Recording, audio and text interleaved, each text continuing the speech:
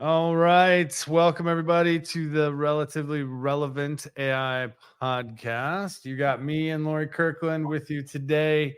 We are taking the feedback as we go. And so we're going to be really clear about what we're trying to talk about today.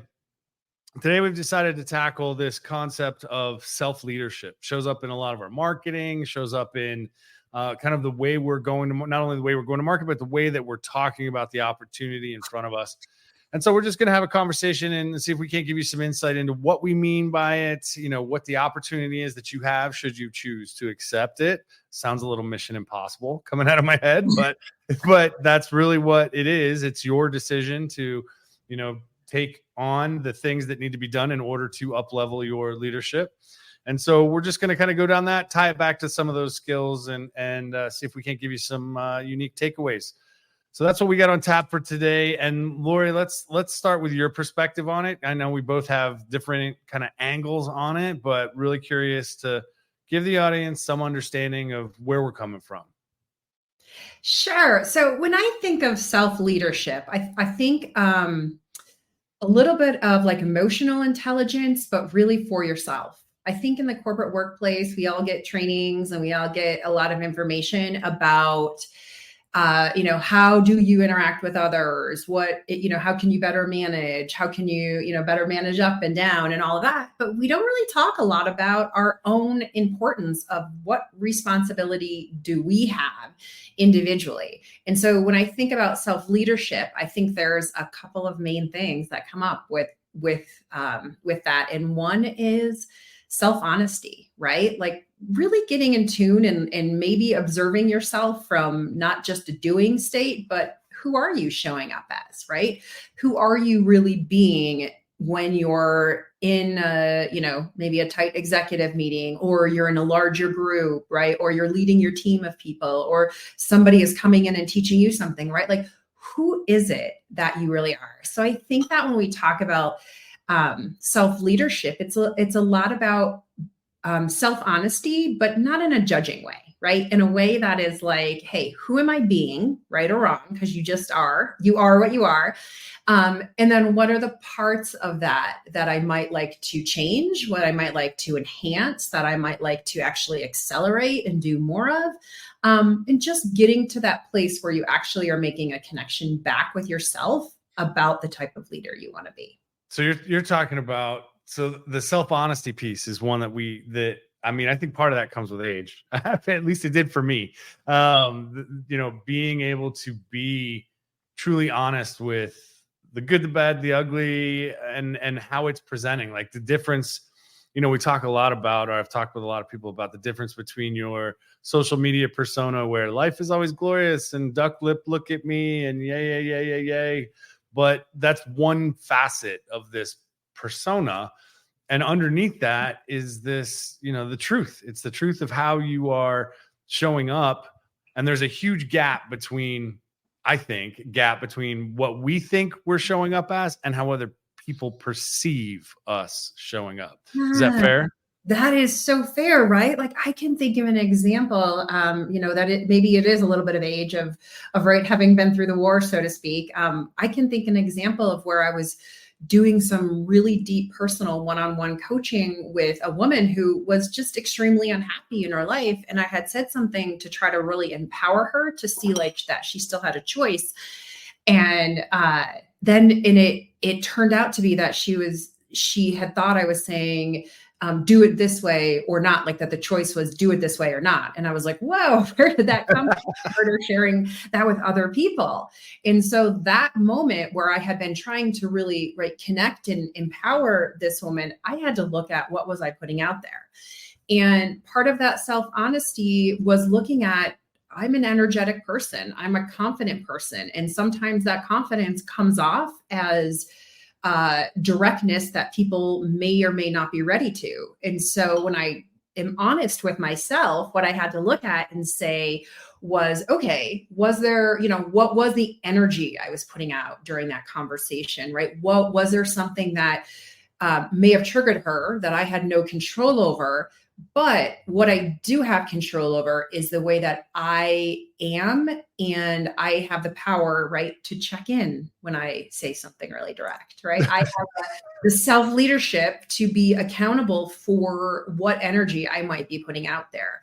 So I think it does come back to learning to be observant, almost childlike observant of yourself in a way that, again, is non-judgmental, that it's just really more from, one of the easy things to do is to take a curious mindset, is to say like, how could that woman have interpreted what I said as something that I was so shocked when I heard that that's what people thought I was saying. Yeah, and you have to be careful, right?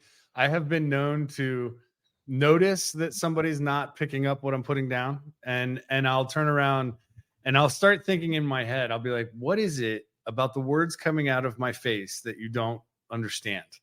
And if you're moving too fast, I personally have a tendency to not take the time to understand how I am presenting. And so one of the things that I have figured out is, if I'm in a situation with other individuals, before I just kind of hit the go button when the filter's off, I'll ask permission. I'll say, hey, would it be all right with you if I gave you some feedback, or if I kind of shared a different perspective, kind of letting them have the power to say, yes, I want to hear you, or no, I don't. Now that's just one little trick, right? One, asking permission to engage in that type of conversation, but it requires that awareness that you can't come across the same way to every person you're working with, or that, is on the team if you're leading the team, because people take things differently. They have different communication styles, and that ability to, I think, understand where you are, what you want to communicate, and then what the context demands that communication be in, what form it be in, or how it come across. That's a lot of cognitive, gear shifting that's going on. Now add in the tech, right? The AI piece of it. And now you have to think about not only how you're structuring your interactions with AI, but then how you're interpreting that to other people. Right. So now you're getting into multiple different forms of that communication. And I think to your honesty point, that self-honesty and awareness, I think, is huge. I just don't know that a lot of people are spending the time thinking about that. And I think I'm going to go back to us being kind of adaptive machines, right?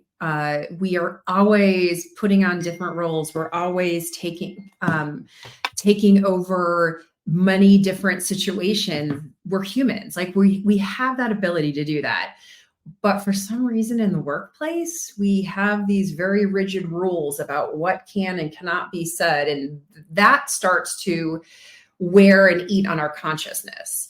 But the good news is a lot of ways of being are not about your conscious thinking only, right? They're about letting the machine body that can take in all of the different, like when you're talking to somebody, you have 40 million bits of information that's being processed every second. You're aware of 40 of that, right? So if you really focus on being, I think there's self-honesty and then there's self-accountability, right? Like personal accountability of, I can't control the circumstances that might happen in front of me, but what I can control is how I respond or react or contribute to those. So when I think about self-leadership, I think it's a way of being, not something else to do. So not clogging our minds with more things to think about. Instead, almost like taking a breath into your own body, into your own self, and letting some of those, evolutionary millions of years of adaptation, actually use some of those tools instead to just, let yourself feel, hey, what energy am I putting out there and what energy is coming back at me? And then because you can't control the energy coming back at you, that personal accountability is what comes into play, is maybe I do have to stop and take a couple breaths and think about how can I put more energy out there that is not, going to be, that is not later going to make me feel like I'm not integrity with who I am or who I'm being. Yeah, that makes sense. A little bit helpful or no? Yeah, no, that makes sense. And so if you think about, self-leadership as a state of being, right? There's a bunch of things that go into that. There's that self-honesty, which we've touched on. There's that ability for self-control, which Mhm. I don't know about you, but I've run into some leaders that they have some until they don't. And then there's this And we've all understanding. had that. Yeah, I think we've all Every run human being has had that, right? Just part of who we are. and then you've got also this concept of how you're presenting, that awareness, the accountability, but also the drive. I think for me there's a drive component to it. So people have the power, and that can for some be a lot. Just the realization that you do have the power to make different decisions is a big one. And I think if you're really thinking about self-leadership, part of that is the humility, right? Which is kind of the flip side from what we see a lot now. And especially, like, I ran into it the other day. Everybody's on this race to, hey, I have a better way to do prompts and talk to Chat GPT, or I have I've mastery of this tool.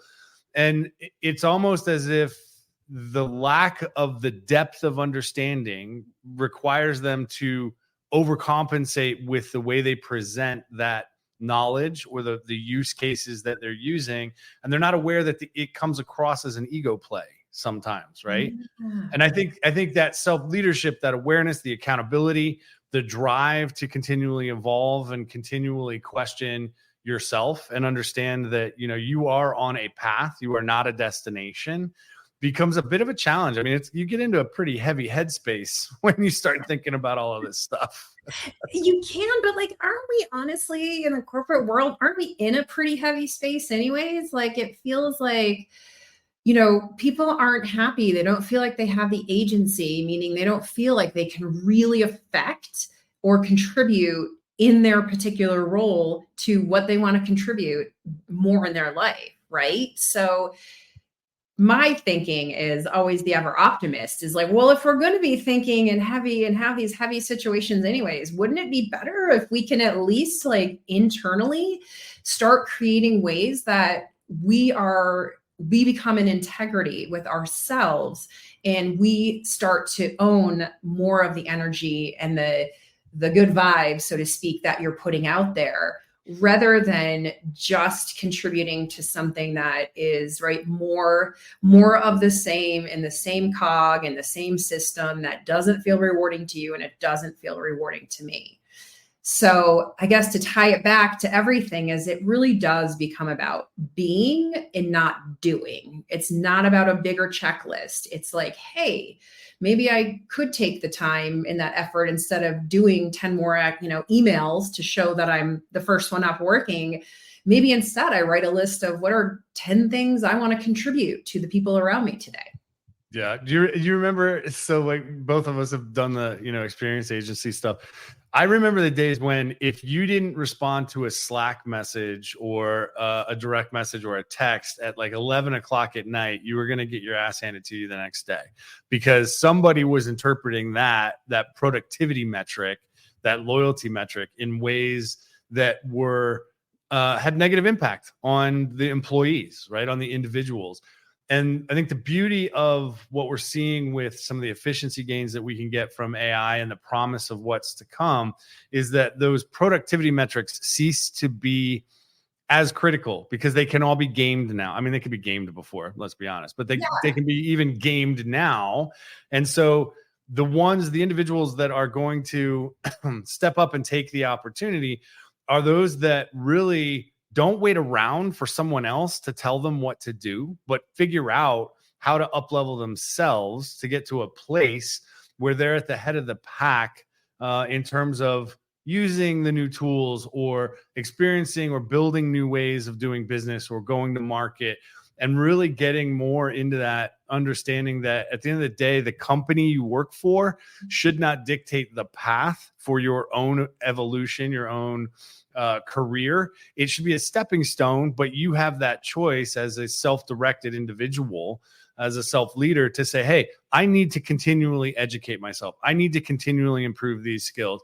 I need to go back and challenge my own assumptions of myself and what I am or am not capable of, and level set from time to time, right? Stay in that consciously competent area, which we talk about a lot. Is that fair? That is so fair. And it's so funny because I'm not sure if you just went through like your 20s, 30s, and 40s in your speech, but that's what it felt like, right? Like in my 20s and right when we were at a startup back when, Chad and I both were at different startups, but competing ones that were, nobody knew what a UI was or what an experience was. So we were like literally helping people craft this, but there was still that productivity mark of, are you completing these activities? And if you are, then you're moving forward. But that's all about to change. I mean, with automation, I think we all feel it in the day-to-day work grind of like, oh my gosh, like really, you want me to spend how much time on this report that no one reads? Okay, is that really the right measurement? And I think where AI makes it really exciting for leaders who do want to progress and stay relevant is not understanding all the technology, because just for anyone out there who's not a technologist and hasn't been in the business for 20 years, I'm telling you, you don't have to understand how it works anymore. This is the beauty of AI. But as leaders, what you do have to understand that we are in a moving, changing landscape, like nothing we've seen, at least in my life. So what is more important is to grasp for yourself, what can I do to better understand and start to see the flow or the change that's in front of me? You don't have to understand all the answers. You don't have to have a definition. What right now is really important is just the awareness of the change. But for each of us to stay relevant as leaders is we all have a different relationship with change, right? My relationship to how I embrace change, I've always been a change agent. I'm probably, more fearless than other people, but we are all beings of change. And so that's where self-leadership becomes really important is that you have to kind of fight some of your own demons about what does change mean? How have you defined it in the past? Because you got to get a little bit of awareness around that, because there's change coming. And if you can't start to heal some of your own thinking around it, you could find yourself caught on something that triggered you that was from, a decision you made 10 years ago or 5 years ago. So does that make sense? Yeah, you get set in your ways, right? Like there's these, we call them patterns, but there's these habits, and it comes down to your thinking, the way you approach work, the way you approach leadership, the way you approach your teams. There's things that we've done in the past that were effective, or tweaks that we've made, and these aha moments that we have. Oh, now I'm a better leader. Well, okay, great. That's assuming, standard rate of change. And now you throw AI into the mix, and you throw in how fast it is evolving, how fast it is accelerating, and how much it could impact organizations. Each individual has a choice to make. You can either do what I'm seeing a lot of people do, which is like, hey, I'm going to go teach myself how to write a better prompt, and I'm going to go teach myself about this tool. And that's important. That's a piece of the equation. But it misses technology for sure as a piece of the equation. Just to see, you have to be able to use it, right? Everybody's going to have to use AI at some point. So you need to understand this is how the tool works, right?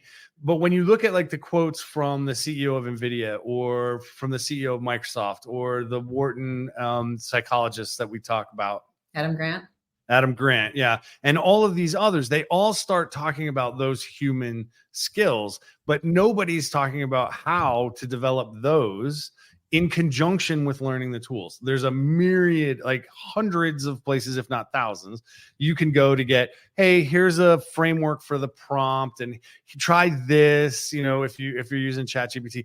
That's great. That's everybody teaching you how to use the tool, but it is missing the part of the equation where what you really need to be is a craftsman that uses these tools in a much more complex ecosystem that requires you to connect also to human beings and elevate those skills. So I feel like, from my perspective, what I'm seeing is a miss, not necessarily a miss, because again, the tech stuff is important. But what we want to focus on is not only connecting you to the tech, but also up-leveling that human skills, the creativity, the humility, the deep thinking, the focus, these things that will then also translate into how you operate in a team. Like, you remember the brainstorming sessions that used to happen, where the impact wasn't measured on the number of ideas you came up with. It was how you operated in that group to move things forward or back, up or down, to roll with the ideas. And it was the diversity of thought that you brought, and it was the different perspective that you were using in those scenarios to come up with solutions that weren't there before, that was only a result of the collective and combined experience, intellect, creativity, ideation in that room. These are the skills that become really important. And if you think about and break it down, you're talking communication skills. You're talking about what you really know versus what you think versus what you believe. There's a lot of things your ego tells you, Yeah, exactly. Right. And I think there's a huge opportunity for the development of self-leadership for those individuals who, yes, you need to learn the tech, and there are people out there that will do it much better than we will. But you also need to pay attention to the human side of the equation. Otherwise, you're just another cog in a wheel who knows how to write or create a better gear in using the AI, rather than taking it to the next leap of what's truly possible with the power of the technology combined with the power of your humanity. I love that. And I mean, I think Chad and I can't, overshare our excitement about really the opportunity that AI is. It is not, having been in technology for so long, the technology is nothing to be fearful of. What is really exciting about the opportunity is where, as human beings, are we going to take it? And I liked your word craftsmanship, because it's going to require us to work way beyond our role, meaning I am a product manager and I can only do this and this. It's going to require us to think way outside of that, way outside of a digital team, way outside of a technology team, way outside of a business team.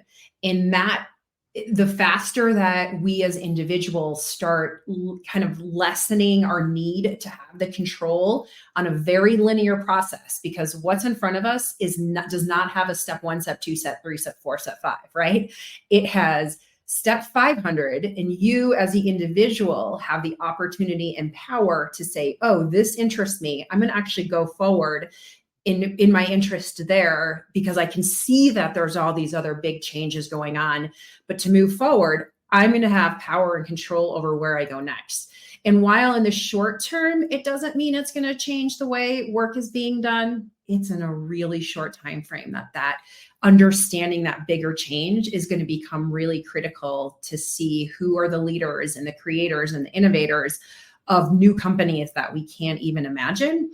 And so where Chad and I are super passionate about is, hey, let's really connect back to the skills that are your powerhouse skills, right? Let's help you understand how you're thinking, so that as you embark on change, it doesn't have to be so scary. And you can understand that you don't have to know all the things, but learning the things that you are interested in will actually help you progress at a much faster pace than someone kind of force feeding you, because the linear progression it's just not what's going to, set us up for the future.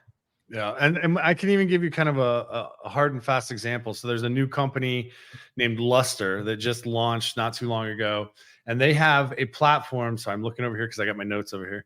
Luster has this platform for what they call predictive enablement, right?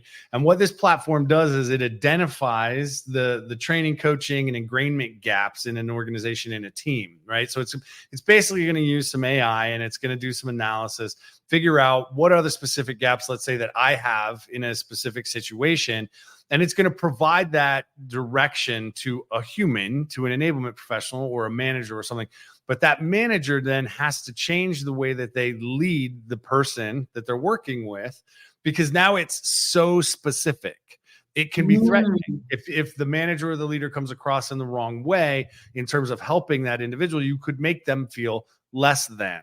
So your emotional intelligence has to be higher. Your command to communication has to be more developed. Your ability to understand individuals and that exchange of energy and information has to be better. Direct result of employing what a new platform enabled by AI would create in an organization. And so that concept of self-leadership, waiting for an organization to tell you how to do that effectively, that ain't going to happen as fast as you think it is. No. I think individuals are I going to don't need think to take leaders it. know. There's nobody who knows out there, right? There's not one person or one leader who's going to be able to connect it. It really is going to be about us as humanity, right? Which we've proven, for thousands of years, at time and time again, that when change comes on, it really does come down to the people who decide where the change is going to go.